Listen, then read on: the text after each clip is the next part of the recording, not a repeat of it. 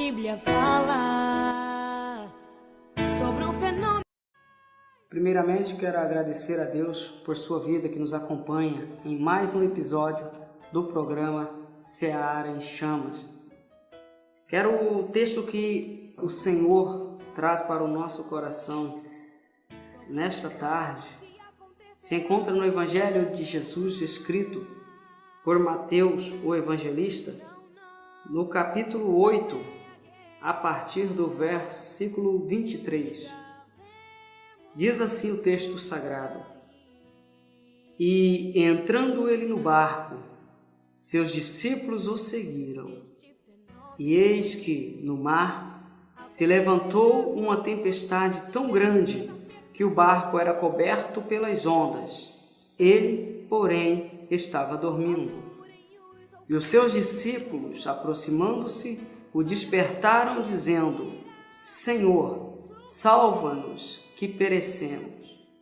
E ele disse-lhes: Por que temeis, homens de pequena fé?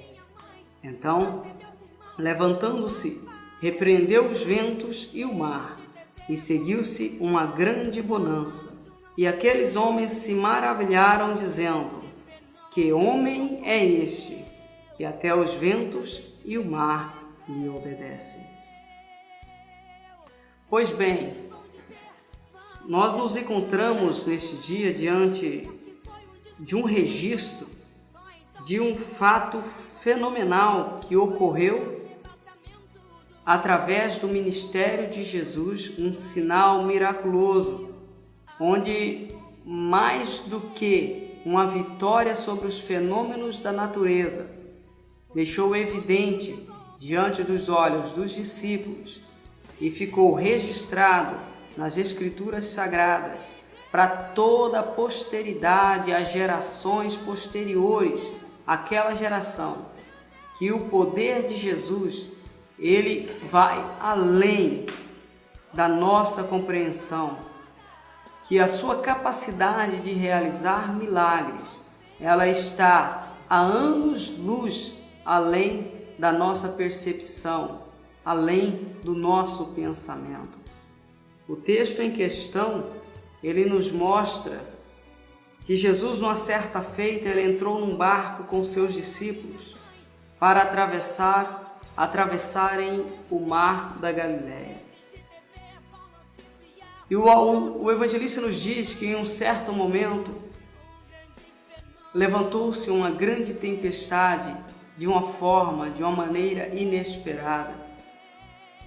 Este que aqui é chamado de Mar da Galileia, em outros trechos da Bíblia ele é também chamado de Mar de Quinerete, Mar de Tiberíades. E Lucas, o evangelista, o chama de Lago de Genezaré, que por sinal é o nome mais adequado, é a denominação apropriada, porque este nada mais é do que o maior reservatório de água doce potável de Israel.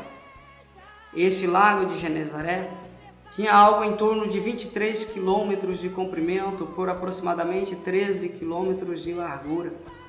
Na sua porção mais profunda, ele atingia até 49 metros, podendo aumentar em épocas de chuvas. E Jesus com seus discípulos entram num barco para navegar as águas deste mar. Há uma boa parte do ministério terreno de Jesus se deu nas costas deste mar.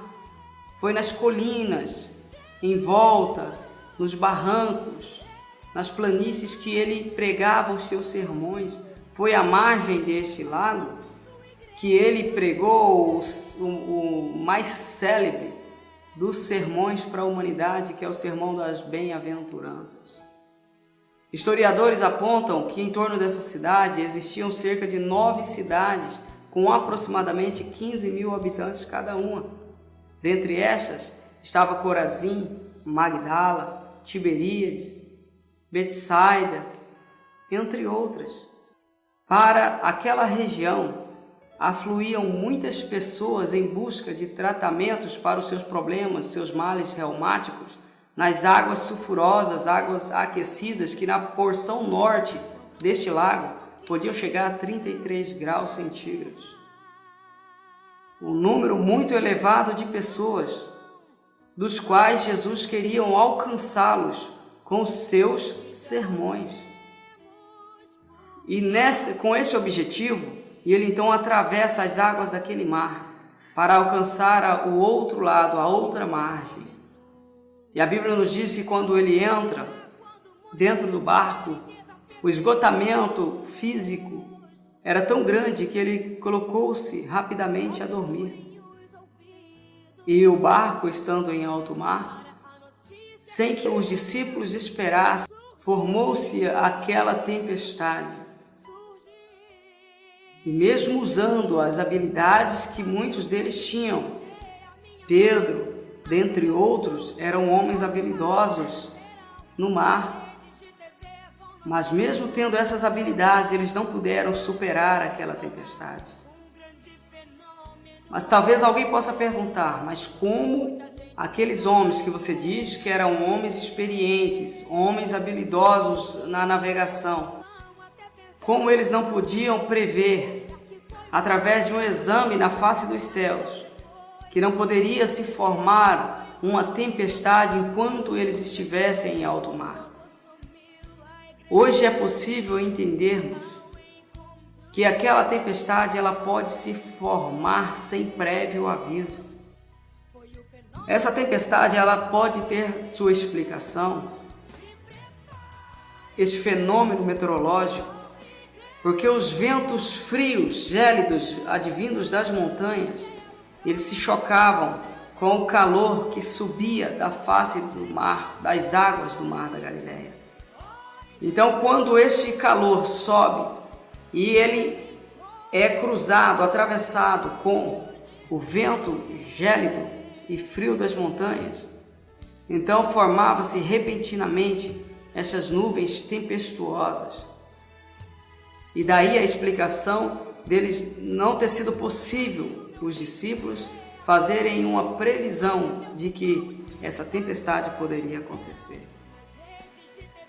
E quando eles perceberam que não podiam superar as suas dificuldades, quando eles perceberam que não poderia controlar a embarcação em meio àquela tempestade, e quero ressaltar aqui, para você entender a dimensão dessa tempestade, que Mateus ele utiliza um termo grego para descrever essa tempestade que não era o termo mais adequado.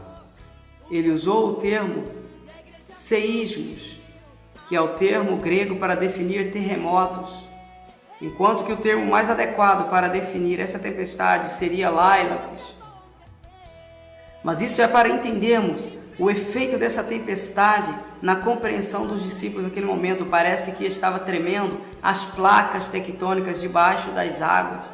Parece que toda a terra estava tremendo, tamanho furor daquela tempestade.